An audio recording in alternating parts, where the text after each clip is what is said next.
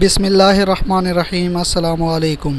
تازہ ترین weather update کے ساتھ آپ کی خدمت میں حاضر ہوں۔ گزشتہ کچھ دنوں سے ملک کے بیشتر علاقے خشک اور گرم موسم کی لپیٹ میں ہیں، جبکہ مزید اگلے 2 روز تک ملک کے بیشتر علاقوں میں موسم خشک اور گرم ہی رہے گا۔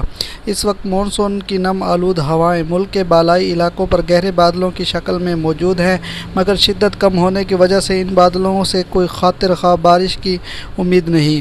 آج اور کل سندھ کے مشرقی علاقوں تھرپارکر اور گردنواہ میں گرج چمک اور تیز ہواؤں کے ساتھ مزید بارش کا امکان ہے۔ انشاءاللہ اگلے ہفتے کے دوران ملک کے مختلف علاقوں پر مانسون بارشوں کا ایک سلسلہ اثر انداز ہوگا۔